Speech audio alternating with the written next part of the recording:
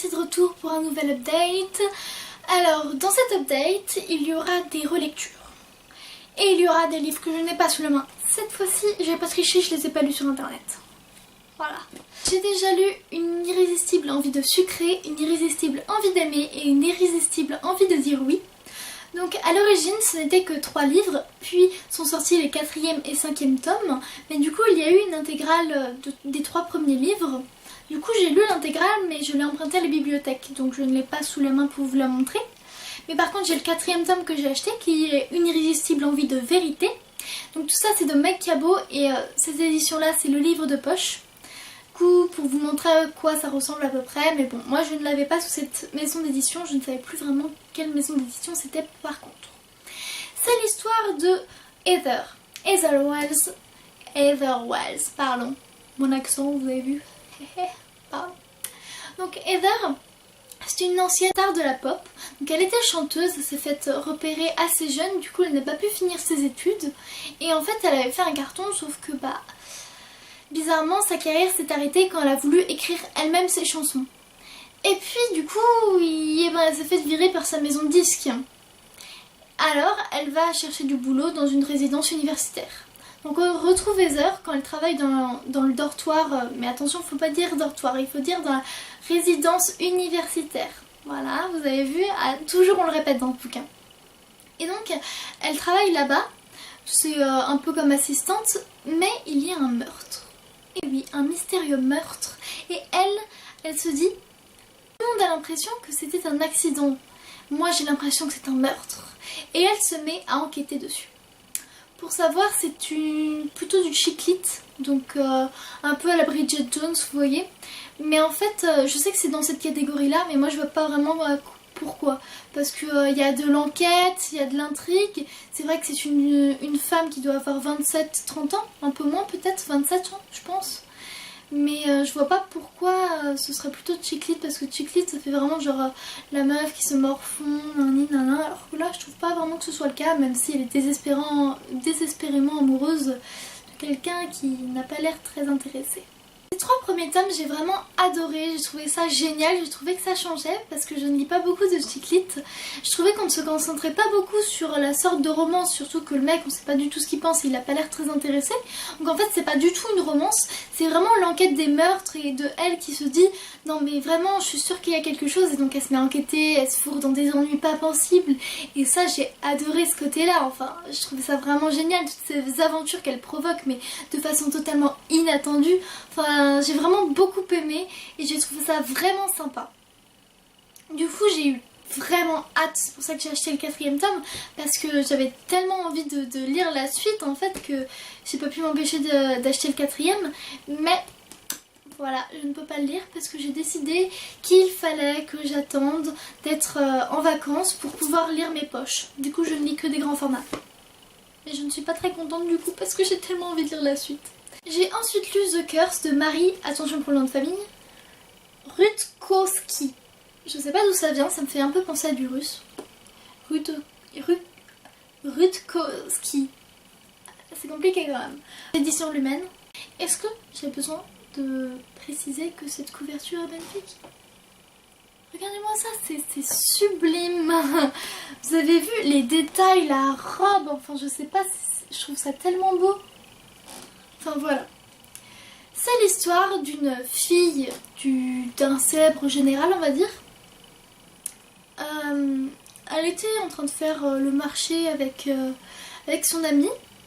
Et puis elle se retrouve mystérieusement sur une vente d'esclaves un peu. Et en fait, elle ne sait pas comment, elle ne sait pas pourquoi, mais elle achète l'esclave pour sa maison. Parce que oui, elle est riche vu qu'elle est fille d'un général. Et donc elle achète l'esclave parce qu'il lui semble différent. Elle ne sait pas pourquoi, mais il y a quelque chose qui lui paraît différent. Donc à savoir que c'est dans une société où il y avait 2 types différents, je ne sais pas si je m'en souviens, je vais regarder. Je ne me souviens plus vraiment du nom des clans, je sais qu'il y a les Irani. Alors les Irani, avant ils dominaient un peu, et en fait il y a eu une guerre entre les 2 clans, et les Irani se sont fait dominer. Alors maintenant tous les Irani, ou presque, sont des esclaves, sauf ceux qui se sont fait libérer par leur maître. Mais ils sont tous devenus esclaves. Et donc ce garçon, Harin, que Kestrel elle achète, Et ben c'est en Iranie. Donc il va y avoir il y a plusieurs choses là-dedans. C'est un peu je sais pas si c'est plutôt du fantasy ou si c'est plutôt du dystopique. Je ne sais plus trop, parce que je l'ai quand même lu il y a un moment. Il y a beaucoup de secrets dans ce livre. Beaucoup de secrets, de rivalité entre ces deux clans. Et je m'attendais vraiment à quelque chose d'exceptionnel. Je sais pas si c'est la couverture qui m'a induite en erreur, ou même le thème qui me paraissait vraiment bien, parce que on parle beaucoup de malédiction du vainqueur. Malédiction du vainqueur parce qu'elle l'a gagné aux enchères, sauf que peut-être que finalement ça va lui prêter préjudice. Il me semble que c'est ça l'expression, je ne m'en souviens plus beaucoup. Il me semble que c'est, oui, prêter préjudice. Et donc peut-être qu'en effet, ce serait une malédiction d'avoir gagné aux enchères. On ne sait pas si ce gars va lui porter malheur. Mais en tout cas, je m'attendais à quelque chose d'exceptionnel. Parce que pour moi, le synopsis, ça avait l'air génial. Et puis je l'ai vu un peu partout. Et puis j'ai été déçue. Parce que j'ai pas mal aimé. Je l'ai lu plutôt rapidement. Mais à chaque page, en fait, je m'attendais à quelque chose de mieux. C'était sympathique, hein, mais en fait, je m'attendais à mieux. Les personnages étaient cool. Kestrel, elle est plutôt une battante, j'ai bien aimé ça. Arin, j'aurais aimé le voir peut-être à plus de scènes ou le voir un peu qui se battait plus, je sais pas, peut-être un peu, je sais pas, un peu plus différent. J'aurais aimé vu qu'il est censé être un peu un rebelle, j'aurais aimé qu'il soit encore un peu plus rebelle, vous voyez. Puis il y a des secrets dans ce livre, bien sûr, donc ça c'était pas mal, mais à la fin, je me dis, mais pourquoi en fait elle fait ça? Il y a des personnages, je comprends plus ce qu'ils font, et du coup... Mais après, on va dire que tout, à la fin, vers les 100 dernières pages, tous les éléments s'enchaînent. Ça, c'est vraiment pas mal de voir un peu d'action, parce que il a beau se lire rapidement, en fait, il n'y a pas énormément d'action dans le début. Ça m'a un peu, J'aurais bien aimé qu'il y ait un peu plus d'action, quoi. Mais bon, c'était pas mal. J'ai ensuite lu A Kiss in the Dark de Kat Clark aux éditions Robert Laffont, collection R. Alors, c'est une histoire un peu spéciale. Ce sont deux personnages qui se rencontrent sur internet et ils décident de se donner un rendez-vous pour aller voir un concert. Ils s'entendent tous les deux très bien, sauf que il y en a un qui cache un secret. Il y en a un des deux, ouais, il cache un secret, il veut pas le dire à l'autre. Donc en fait, ce livre, il est séparé en deux parties. Une partie du point de vue d'un des deux personnages et une autre de l'autre. Enfin, il me semble que oui, c'est la première partie de Alex et l'autre de Kate. Alors, ce livre, il est assez particulier, on va dire. Je peux pas vous dire pourquoi, parce que ce serait un spoil, mais c'était pas mon style.